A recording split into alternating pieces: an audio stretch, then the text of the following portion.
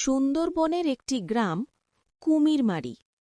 এই গ্রামের মানুষের জীবিকা নির্বাহের মূল উৎস হচ্ছে বনে গিয়ে মধু সংগ্রহ করা। একদিন সকালে, কি গো, আজ বনে যাবে না? হ্যাঁ, যাব। বনে না গিয়ে আর কি করব বলো? বসে থাকলে তো আর জীবন চলবে না। শম্ভু আর পচাকে বলে এসছি, ওরা এলেই একসঙ্গে বনে যাব। জানো, বনে হিংস্র বাঘ আর হায়নার উপদ্রব বেড়েছে। অনেকে বনে গিয়ে হায়নার শিকারও হয়েছে। কিন্তু কিছুই তো আর করার নেই। মধু সংগ্রহ করা ছাড়া তো আর অন্য কাজও জানি না। ঈশ্বর সহায়, ঈশ্বরের নাম নিয়ে বনে যাও, আর যাবার পথে বনে যে পাতারি মা কালীর মন্দির আছে সেখানে প্রণাম করে যেও। বিপদে আপদে তিনি তোমাদের রক্ষা করবেন। আর হ্যাঁ, নীল কণ্ঠধল মহাদেবকেও প্রণাম করতে ভুলো না। বাবা, আমিও তোমাদের সাথে যাব, আমাকেও নিয়ে যাও। পাগলি মেয়ে, শুনলি না বনে হায়না থাকে? তুমি গেলে প্রাণ সংশয় হতে পারে মা। তার চেয়ে তুমি মায়ের সঙ্গে থাকো, তোমার জন্য অনেক কিছু নিয়ে আসব। কেমন? ও আপনদা, আপনদা, বাড়িতে আছো? আমরা ঘাটে বসে আছি আর তুমি এখনো বের হওনি। তাড়াতাড়ি চলো, পরাণ কাকা নৌকো নিয়ে বসে আছে। হ্যাঁ রে, চল চল, তোদের জন্যই তো আমি অপেক্ষা করছি। কিরে বাবা, তোর এখন নিয়ে আসার সময় হলো? সকাল সকাল যাওয়ার কথা আমগো। আর কও না কাকা, বের হইতে অনেকটা দেরি হয়ে গেল। শম্ভু, পচা, সব নৌকায় উঠে পড়ো। কাকা, তুমি নৌকা ছাড়ো। কাকা, দেইখা শুইনা নৌকা বাও, নদীতে যত কুমিরের উৎপাত। আরে বেটা, নৌকা বাইতে বাইতেই তো কৈশোর থেকে যৌবন, যৌবন থেকে বৃদ্ধ হইয়া গেলাম। আমাগো তল্লাটে পরাণ মাঝি আর একটা নাই, আর তুই পরাণ মাঝিরে ঠিক করিয়া নৌকা বাইতে কইতাছস? বেটা, তুই সামনে দেখ, নদীতে কোথাও জোয়ার কম আসে কিনা। কাকা, তুমি ওর কথা কানে নিও না। তুমি তোমার মতো নৌকা বাও তো কাকা। আরে আপন, শোন, ওই শম্ভুর মার সঙ্গে আমার বিয়ার আলাপ হয়েছিল। ভাগ্য ভালা, শম্ভুর মা বিয়ার 2 দিন আগে আমাগো ভক্তর সঙ্গে ভাইকা যায়। লাং করছিল মনে হয়, না হলে আমি শম্ভুর বাপ হইতাম। এখন আমারে কাকা ডাকে। পরাণ কাকা, তাইলে তুমি এইখানে বইসা অপেক্ষা করো। আমরা জঙ্গলের ভিতরে গিয়া দেখি মধু পাই কিনা। আর কাকা, আমরা না আসা পর্যন্ত কোথাও যাইবা না কেমন? ও কাকা, ভালো কথা। ফরেস্ট অফিসাররা টহল দিতে এদিকে আসতে পারে। আসলে বলবা তুমি একাই এখানে মাছ ধরতে ধরতে চলে এসেছ। তুমি বৃদ্ধ মানুষ, তোমার এ কিছু কইব না। আরে বেটা, তোরা যা, আমি যা কোয়ার কমনে। সাবধানে যাস, একটু পরে সন্ধে নামবে।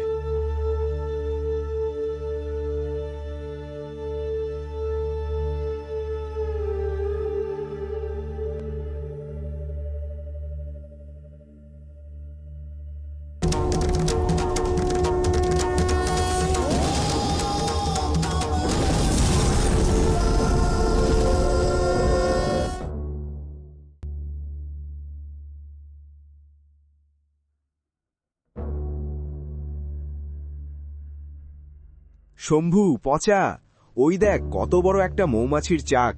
মনে হয় অনেক মধু পাওয়া যাবে।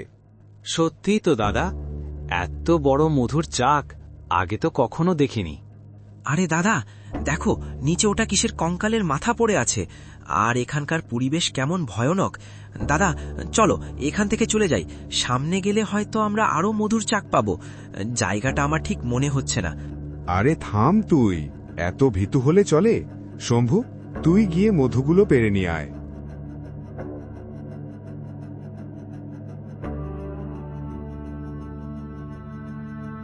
দাদা, ওই দেখো, ওটা কি অদ্ভুত প্রাণী, যার ভয়ে বনের সব প্রাণী পালাচ্ছে। দাদা, ওটা এদিকেই আসছে, পালাও। শম্ভু, বাঁচতে চাইলে পালা। দাদা, আমাকে পিছনে ফেলে যেও না দাদা। আরে শম্ভু, পিছনে না তাকিয়ে দৌড়া, একদম পিছনে তাকাস না, দৌড়া।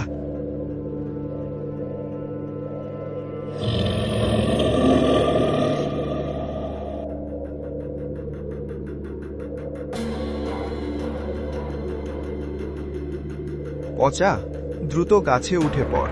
ঠিক আছে দাদা। বৃষ্টি আসারও আর সময় পেল না। আজ আমাদের কপালে দুঃখ আছে।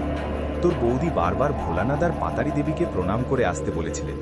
মনের ভুলে আমরা সবাই প্রণাম না দিয়েই চলে এসেছি।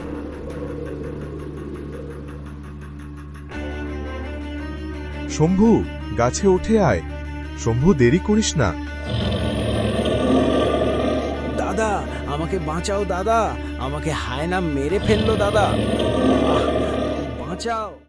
এই যে অজয় সাহেব, আপনি কি এখুনি কারোর চিৎকার শুনতে পেলেন? জি স্যার, আমার মনে হয় কেউ বিপদে পড়েছে। চলুন তো দেখি, গাড়ি স্টার্ট করুন।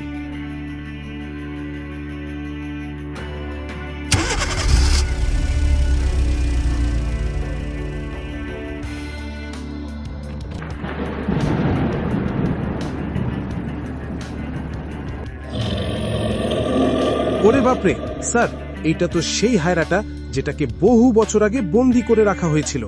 ওরে বাবা, বলো কি অজয়, পালাও, নইলে ওই হায়না আমাদেরকে বাঁচতে দিবে না।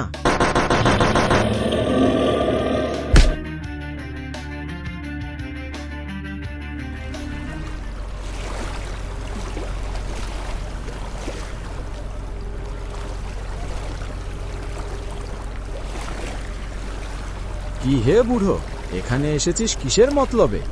এই সেরে ছেড়ে, যেখানে বাঘের ভয় সেখানেই রাত হয়। কিছু একটা বানিয়ে বলি। আগে বাবু, মাছ ধরতে ধরতে ভুলে এদিকে চলে এসেছি, সকাল হলেই চলে যাব। বেটা পাজি, বুড়ো বয়সেও মিথ্যা কথা বলিস? আমরা কিছু বুঝি না না। মাছ ধরতে এসেছিস নাকি মধু পাড়তে? এক্ষুনি এখান থেকে চলে যাবি। আমি ওই দিকটায় যাচ্ছি, ফিরে এসে তোকে যেন আর না দেখি। নেহাত বুড়ো বলে ছেড়ে দিলাম, না হলে এতক্ষণে তোকে জেলে পুরতাম, বুঝলি? যা এখান থেকে, বেটা বুড়ো ফাজিল। না, আর এখানে থাকা যাবে না। শম্ভু, পচা অপন, ওরা জঙ্গলে থাক, পরে সকালে এসে ওদেরকে নিয়ে যাব না হয়।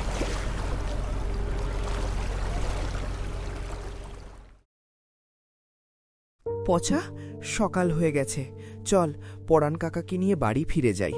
শম্ভুকে তো চিরদিনের মতো হারিয়ে ফেললাম। শম্ভুর জন্য মনটা বড় অস্থির লাগছে। বেশিক্ষণ আমরা এখানে থাকলে ওই দুষ্টু হায়না আমাদেরকেও মেরে ফেলবে। তাই চলো দাদা, বাড়ি ফিরে যাই।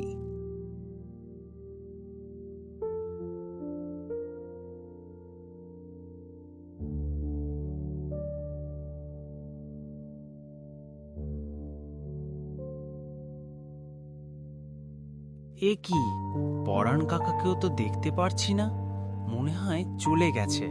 কিন্তু এত বড় নদী এখন পাড়ি দিব কি করে? হ্যাঁ, সাঁতরে পার হতে হবে, আর কোনো পথ নেই।